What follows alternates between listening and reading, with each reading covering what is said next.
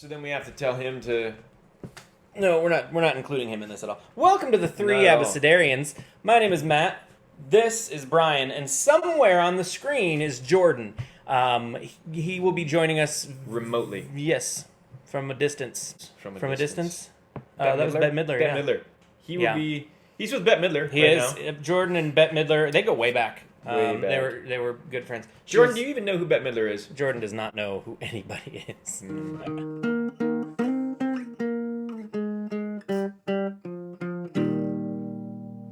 Today we are going to be doing V, and V is for veil. We're going to be talking about the veil that was in the temple that separated the Holy of Holies, where the presence of God dwelled, from the people. And it was this physical separation of God and man. Even the priests who approached it had to be purified so thoroughly that they were like utterly and completely blameless. And they would go in there with a rope tied around their ankle, because if they weren't blameless, if they had any sin, they would die immediately upon being exposed to the presence of God. That's how powerful it was.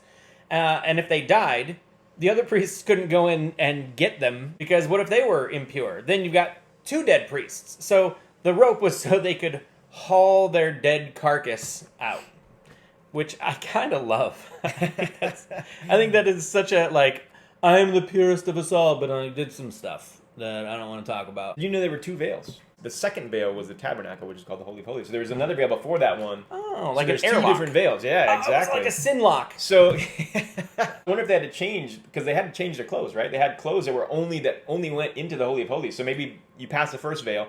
I'm making all this up. You know what? I don't know. I feel like Jordan will step in with some interesting facts. What do you think, Jordan? This king couldn't just whatever he wanted. Right. There was obviously, you had some kings that did. Wow.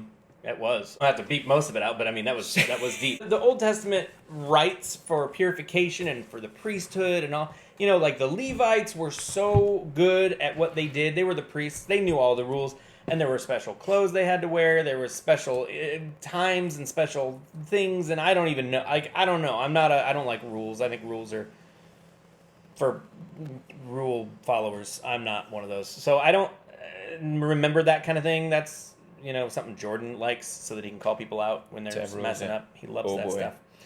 I'll channel Jordan. Oh boy. Oh boy. That's like Keanu Reeves' whoa. Jordan has a oh boy. We need to sell shirts that say oh boy. They had a lot of boxes to check off before they were ready to go into the Holy of Holies. But the key here, the thing we want to focus on, is that veil. The veil that separated God from man, and how important that thing was. I'm going to ask Brian, oh boy, if you can give me some physical stats, like how big it was, how tall it was, how thick it was, that sort of thing. If you could give maybe how much it weighs, that'd be lovely. So apparently it was one of the most ornate objects in the tabernacle. It was woven there, so there was of fine linen, blue, purple, scarlet. They had different craftsmen who embroidered different figures on it of like angels. There were of the golden statues. There were statues. There was, because over the Ark of the Covenant there were the two statues that were made that like the with the angels, wings. like the wings that were touching. We've all seen Raiders of the Lost Ark. 4 pillars of acacia wood overlaid with gold and silver supported the veil. It hung by gold hooks and clasps. Once a year, only once a year, the Day of Atonement, the high priest went inside, went past this veil into the Holy of Holies, into the presence of God. And that's where the whole idea is. If he didn't do everything to the letter of how it was explained, then the priest would die. So they had to make sure they did everything exactly right. Otherwise, the priest dies. You have to. I wonder how many times they had to do that. I don't know, but it sounds to me, real quick, I'm going to throw in a little modern context mid-story. It sounds like a video game, like a puzzle game. To escape out of a room or something? Yeah, where you have to walk on the different panels on the floor, and then you have to wait till the thing swings, and then you got to, every third swing's a little longer, so if you're not paying attention, it's going to hit you. I wonder how many takes? How many did they have in the wings? Yeah. You know, did they have a bullpen of priests who were warming up, who were, you know, like... You had all year to prepare. Right. If you were the one going in. Right, but I mean, I think we've all been in stage productions where we forgot our lines. When they moved the tabernacle, because for a while they didn't have a permanent tabernacle, like when they were carrying things around, apparently they wrapped this curtain around the ark, so it was never actually exposed to the elements, which is interesting. And then then it was still carried on the poles. So they wrapped it around it and they carried it on the poles. And there was that time when David was moving the ark, and the oxen or whoever it was that were carrying. Oh, it should have been. Maybe that's why it should have been priests instead of oxen. Anyway, so the thing started to fall, and somebody reached out to like steady it, and that person died. That'll teach you to be helpful. A lot of interesting stuff in the Old Testament, like the following the rules, which is probably to some degree why we still carry that over now into the like exact rules. Like if you don't follow this, and this, right, all these bad things are going to happen. Yeah. And so some of that stuff probably came from here. You have to put it in the context of the culture too. Mm-hmm. And I think sometimes we maybe miss that. What do you think, Jordan? You in Judges. No. That was I don't think so. harsh. Yeah, that was harsh. Yeah. All right, moving on to the next thing. Well, I did find the dimensions. So according to this, again, if this is correct, it was 60 feet tall and 4 inches thick. 4 inches. 4 inches thick. That's insane. I wonder if that would have stopped a bullet. I bet it would have. I mean, it wouldn't be great for body armor because who's gonna be wearing a 4-inch thick cloth? Like you'd be, And then once you get sweaty and it fills up with sweat, it's not no, and impossible to wash. Right. I mean, imagine if it didn't drain right and you're trying to pull that wet thing out of the washing machine. Do you think they ever did wash it?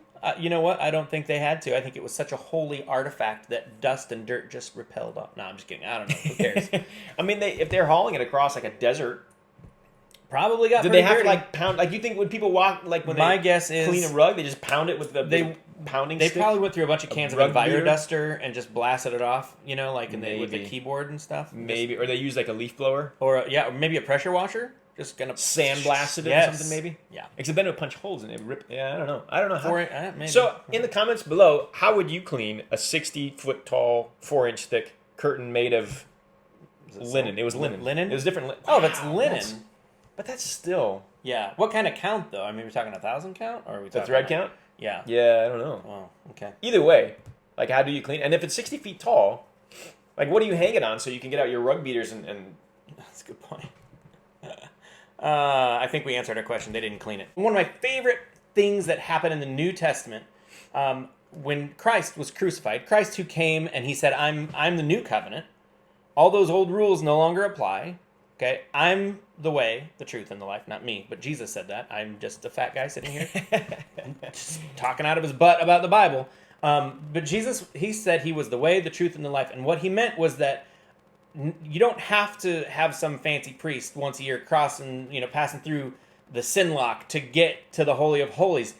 It's me now, and you come to me, and it's so much simpler and it's so much easier. We do away with the priesthood. We do away with all those rules.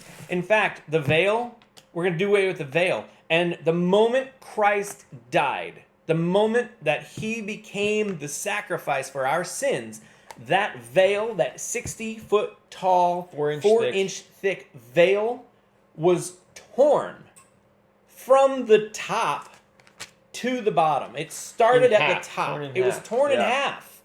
And basically saying that veil, that separation of God and man is gone. It is no longer there. We are no longer separated from God. That's amazing. I love that imagery. I love that, like when Jesus said, let the little children come to me, that was God saying, let all of my children come to me. I just love that. I think it's so powerful. It's one of the most powerful visual moments in the Bible. When Jesus died, it was about noon. Darkness came over the whole land until 3 in the afternoon. The sun stopped shining, and the curtain of the temple was torn in two. Jesus called out with a loud voice, Father, into your hands I commit my spirit. When he said this, he breathed his last. So that, could you imagine? People watching it, so there was a centurion watching something that happened, and so that happened in this centurion who is not Jewish. He's a Roman. Gentile. Right.